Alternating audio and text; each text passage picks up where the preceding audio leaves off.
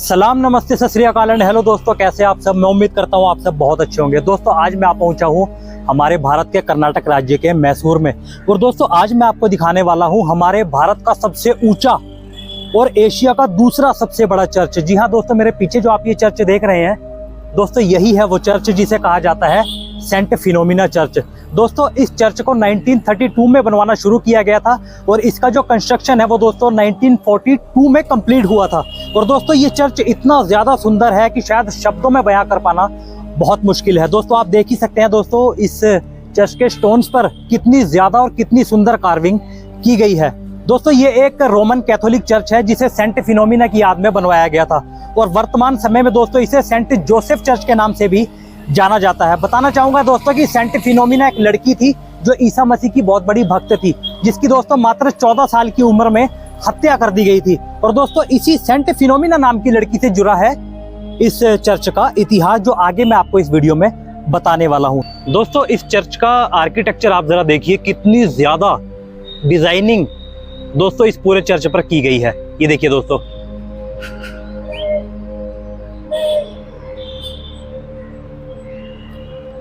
दोस्तों एक बार मैं आपको इस चर्च के ना चारों तरफ घूमकर दिखाता हूं और उसके बाद दोस्तों मैं कोशिश करूंगा कि इसके अंदर भी मैं जाऊं और अंदर का जो नज़ारा है वो भी मैं आपको दिखा सकूं। तो देखिए दोस्तों, यहां से हम चलेंगे तो यहां से देखिए दोस्तों, यहां पर आप देखेंगे तो ये एक स्टैचू लगाया गया है। दोस्तों ये स्टैचू है सेंट जोसेफ का स्टैचू दोस्तों। और दोस्तों उस तरफ आप देखेंगे तो वहां पर एक स्टैचू और है जिसे सेंट फिनोमिना स्टैचू कहा जाता है, यानी दोस्तों ये सेंट फिनोमिना का स्टैचू है। तो दोस्तों आप देख सकते हैं इस चर्च का दोस्तों ये फ्रंट है और इस फ्रंट को दोस्तों कितना ज़्यादा ज़बरदस्त बनाया गया है। देखिए दोस्तों इसकी डिज़ाइन आप देखिए। और दोस्तों ऊंचा कितना है आप देखेंगे तो दोस्तों ये मोबाइल के कैमरे पर आता नहीं है, पूरा मोबाइल जो है ऊपर करना पड़ता है दोस्तों, तब जाकर ये फ़ोन के अंदर पूरा चर्च आ पाता है दोस्तों। ये देखिए दोस्तों ऊपर तक आप देखेंगे दोस्तों, तो ये जो चर्च है दोस्तों 7 से 8 मंजिला ऊंचा चर्च है दोस्तों, बहुत ऊंचा चर्च है, बहुत ज़्यादा हाइट है इसकी। और दोस्तों मैं साइड से भी आपको एक बार दिखाता हूं।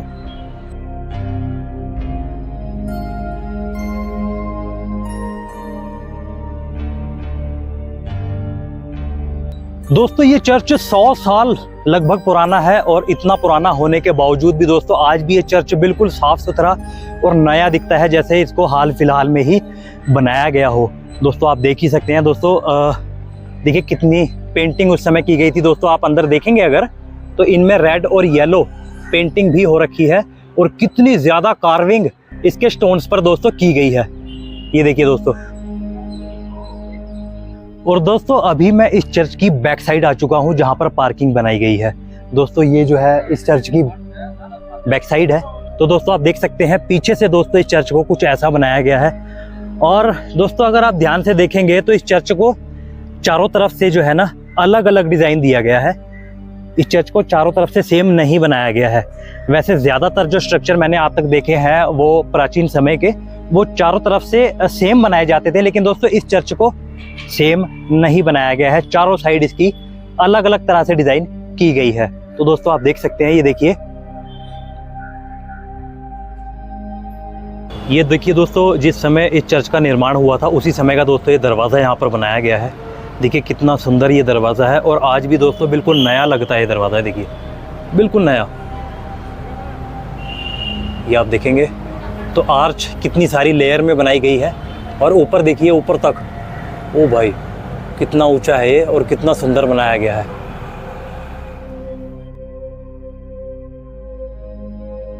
फिलोमिना, जिसका अर्थ होता है प्रकाश की बेटी। फिलोमिना एक ग्रीक राजकुमारी थी जो 4वीं शताब्दी के दौरान कोरफू द्वीप पर रहती थी। जब फिलोमिना लगभग 14 साल की थी तो उसके माता पिता, जो ग्रीक राजघराने के थे, उन्हें वहां के किंग द्वारा इटली के रोम बुलाया गया, क्योंकि किंग डायोक्लेटियन द्वीप पर युद्ध छेड़ना चाहता था। लेकिन फिलोमिना की सुंदरता से मोहित होकर डायोक्लेटियन ने एक तरह की शांति संधि के रूप में उससे शादी करने के लिए कहा। उसके माता पिता ने किंग के इस प्रस्ताव को स्वीकार कर लिया, लेकिन क्योंकि फिलोमिना ने यीशु को अपने कुंवारेपन की शपथ दिलाई थी, इसलिए उसने इस विवाह प्रस्ताव को ठुकरा दिया। फिलोमिना को किंग से शादी करवाने की कोशिश में उसके माता पिता उसे किंग डायोक्लेटियन के पास ले गए। जहां किंग ने फिलोमिना का पक्ष जीतने की कोशिश की, लेकिन फिलोमिना ने फिर भी शादी के लिए मना कर दिया। इस बात से गुस्सा होकर किंग डायोक्लेटियन ने फिलोमिना को जेल में डाल दिया और मौत की सजा का फरमान सुना दिया। जेल में रहते हुए फिलोमिना को वर्जिन मैरी के दर्शन हुए, जिसने उसे उसके भाग्य के बारे में चेतावनी दी, लेकिन यातनाएं सहने पर उसे स्वर्गीय होने और सुरक्षा का वादा भी किया। लगभग 40 दिनों तक जेल में रहने के बाद फिलोमिना को एक खंबे से बांध दिया गया और कोड़े मारे गए और जेल की कोठरी में मरने के लिए छोड़ दिया गया। लेकिन स्वर्ग से एक फरिश्ता आया और एक चमत्कारी मरहम से उसके घावों को ठीक कर गया। इसके बाद किंग ने उसके गले में एक लंगर यानी एक लोहे का बहुत बड़ा कांटा बांधकर उसे डुबोने का फरमान सुनाया। उसे मारने की यह कोशिश भी असफल रही। फरिश्तों ने उसे पूरी तरह से सुरक्षित वापस सूखी जमीन पर लौटा दिया। बाद में उसे तीरंदाजों द्वारा मारने का फरमान सुनाया गया, लेकिन जैसे ही उसे तीर मारे गए, तीरों ने वापस तीरंदाजों पर ही हमला कर दिया और जवाब में तीरंदाज ही मारे गए। यह सब देखकर किंग ने जादू टोने के आरोप में फिलोमिना का सिर कटवा दिया और 10 अगस्त को इटली के रोम में उसकी मृत्यु हो गई। 24 मई 1802 को रोम के वाया सलारिया में सेंट प्रिस्किला के कैटाकॉम्स में एक किशोरी के कुछ अवशेष पाए गए। कब्र पर लैटिन शब्द में पैक्स टेकम फिलोमिना वाला एक शिलालेख था, जिसका अर्थ होता है शांति तुम्हारे साथ हो फिलोमिना। कब्र पर एक लिली और ताड़ के फूल जो कुंवारेपन और शहादत को दर्शाते हैं। इसके अलावा एक लंगर, कौड़ा और अलग अलग दिशाओं में इशारा करते हुए 3 तीर के निशान भी उकेरे गए थे, जो एक घुमावदार रेखा के साथ आग को दर्शाते हैं। इस शिलालेख के साथ इन प्रतीकों को फिलोमिना के जीवन और यीशु मसीह के प्रति उसके विश्वास और प्रेम की गवाही में उसके द्वारा सहन की गई विभिन्न यातनाओं का प्रतीक माना जाता है। फिलोमिना का पर्व 11 अगस्त को मनाया जाता है।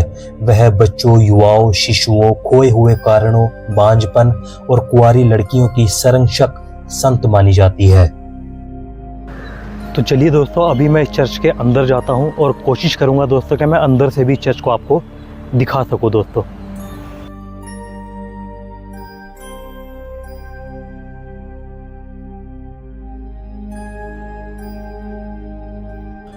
तो दोस्तों, अभी मैं चर्च के अंदर हूँ और मैं आपको अंदर का नज़ारा दिखाता हूँ अंदर का। ये देखिए दोस्तों, अंदर से कैसा बना हुआ है।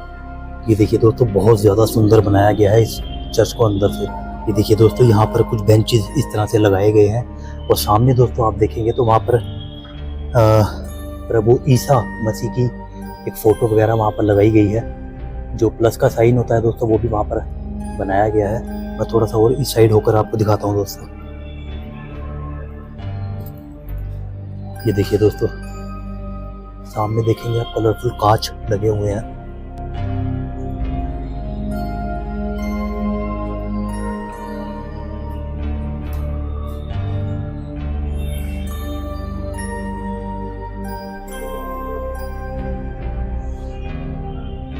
तो दोस्तों, मैं अंदर से भी ये चर्च आपको पूरा दिखा चुका हूँ। अब दोस्तों यहाँ से मैं वापस बाहर चलता हूँ दोस्तों।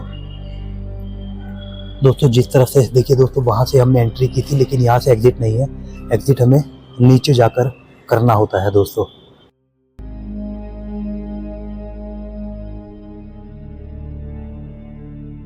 ये देखिए दोस्तों, ये जो आप सामने केस में एक लड़की लेटी हुई देख रहे हैं, दरअसल दोस्तों यही है वो लड़की सेंट फिलोमिना। दोस्तों, जिस अवस्था में इस लड़की की डेड बॉडी मिली थी, उसी अवस्था में इस लड़की को इस चर्च के अंदर रखा गया है।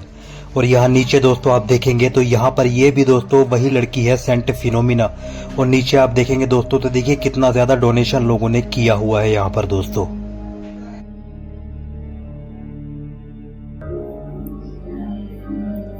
तो चलिए दोस्तों, यहाँ से वापस बाहर चलते हैं।